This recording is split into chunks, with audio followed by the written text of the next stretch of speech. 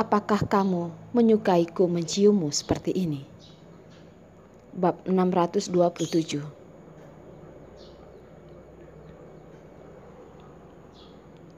Setelah selesai berbicara dengan Henry, Carson kembali menelpon nomor lainnya.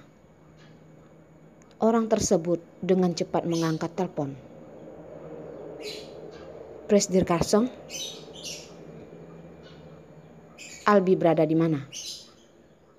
Carson tidak ingin berkata satu kata pun yang tidak penting dan langsung berbicara kepada intinya.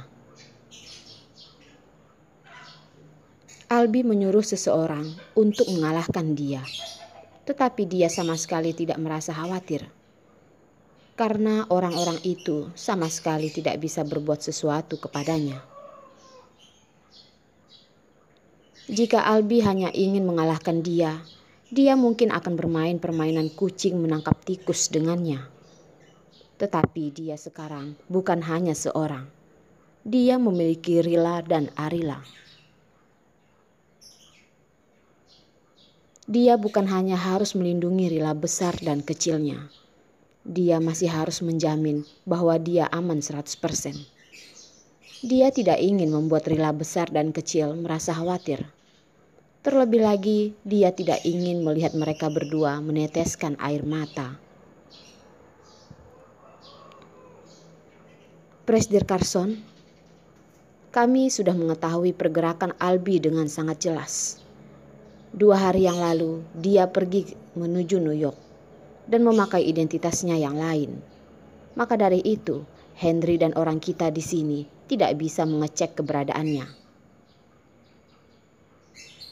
Orang yang berada di seberang telepon adalah Jacques, juga merupakan seseorang yang sudah lama mengikuti Carson.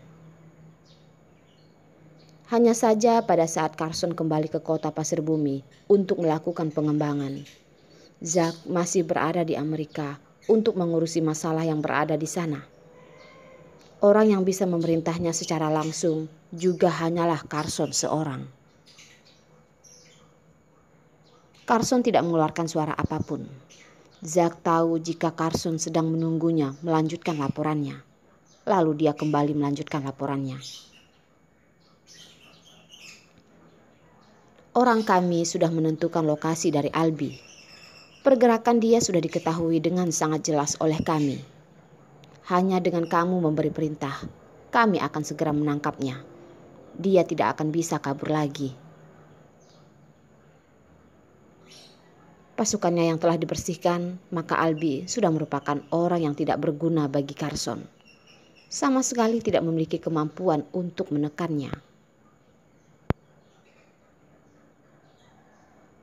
Sebelah tangan Carson memegang handphone. Sebelah tangannya lagi mengetuk meja dengan ringan. Sekali, 2 kali. Terdapat ritme yang pasti. Setelah beberapa lama, Carson berbicara dengan lambat. Berikan alamatnya kepadaku. Aku akan menemuinya sendiri.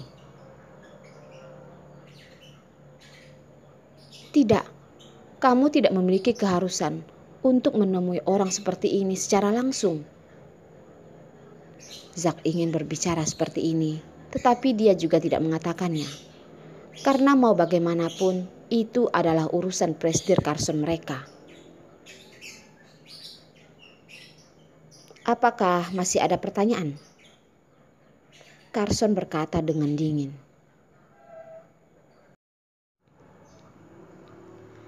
Tidak ada. Jacques berkata.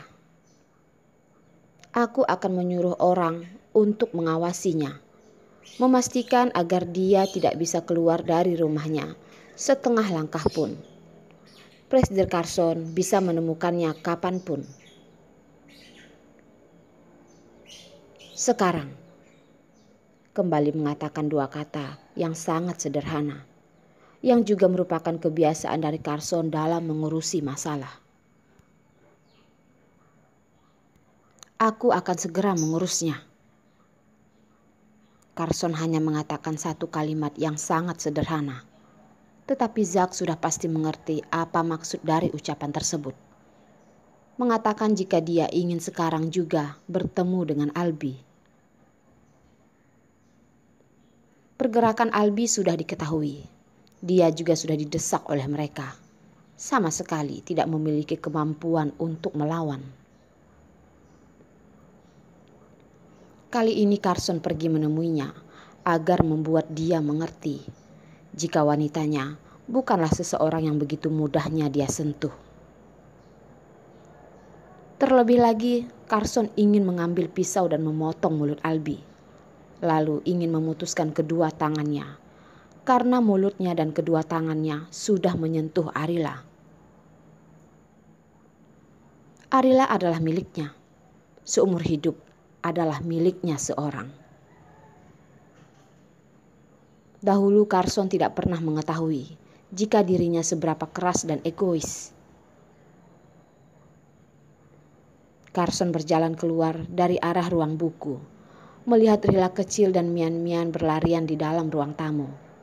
Masing-masing sedang memperebutkan bola kecil. Siapapun tidak ada yang ingin mengalah. Ayah, adik tidak menurut. Melihat Carson, Rila kecil seperti melihat gunung besar yang sangat bisa diandalkannya dan segera memberitahukannya kepada ayahnya. Mian-Mian tidak bisa berbicara dan kemudian menggunakan suara guk-guknya untuk menandakan jika dirinya tidak setuju. Seperti mengatakan jika kakaknya lah yang tidak menurut. Sudah. Nanti ayah akan menyuruh orang untuk membeli beberapa bola lagi. Satu orang memiliki 2 bola, maka tidak perlu berebut lagi. Melihat Rila kecil dan Mian-Mian yang hanya sebuah bola menjadi berkelahi, Carson tidak bisa menahan tawanya sembari menggeleng-gelengkan kepalanya. Kedua anak ini biasanya memiliki hubungan yang begitu baik. Tetapi jika sudah saling berebut barang, maka mereka berdua sudah tidak saling mengenal.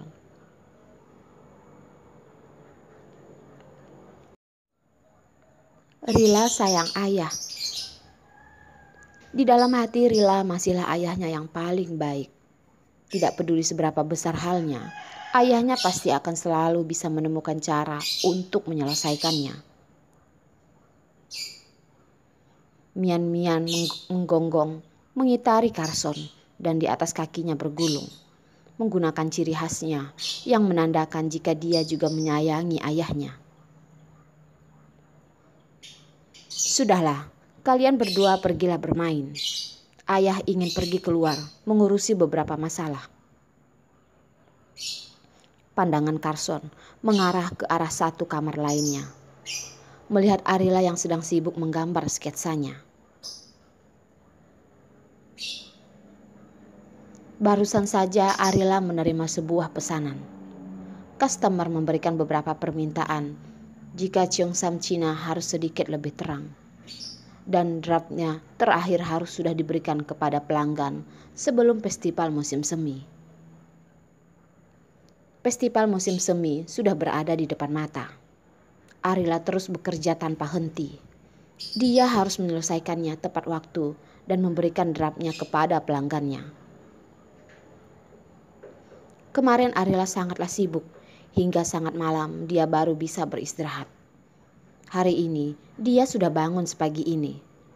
Carson ingin memberitahunya, tetapi dia juga tidak bisa mengatakannya. Arila sangat menyukai pekerjaannya ini.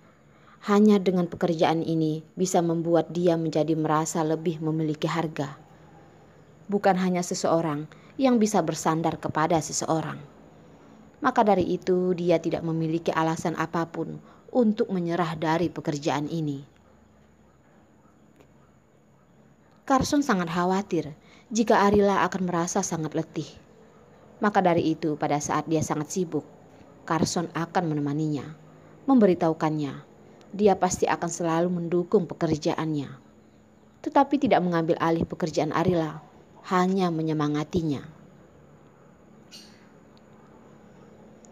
Carson memasuki ruang baca, memeluk Arila dari belakang. meletakkan dagunya di atas kepala Arila.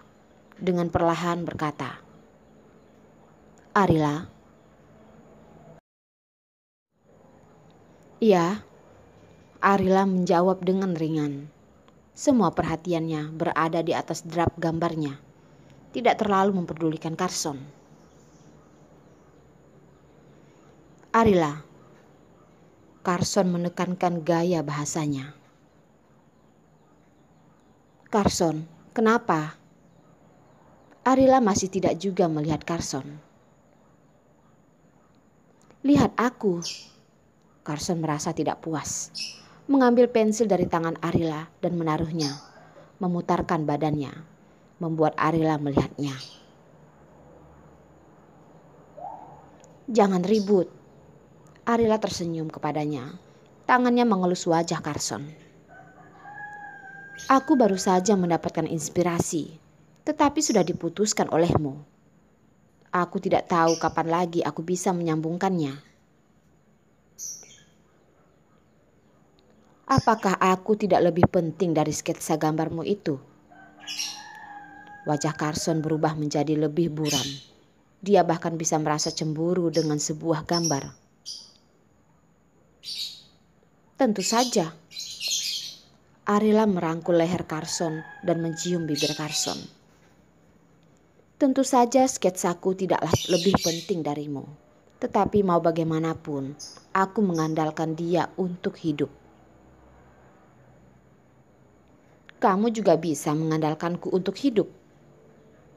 Perkataan ini Carson sudah ingin mengucapkannya, tetapi kembali lagi dia masukkan. Arila tidak ingin bergantung dengannya. Dia ingin berusaha sendiri. Dia adalah istrinya, bukanlah sebuah serangga yang selalu menghinggapinya. Pembicaraan ini tidak bisa dia bicarakan, tetapi hal lain bisa dilakukan oleh Carson. Carson memegang kepala Arila dan membalas ciuman Arila yang lembut dengan sebuah ciuman yang panas. Mencium hingga Arila kesulitan untuk bernapas. Tetapi Carson tetap merasa tidak rela melepaskannya.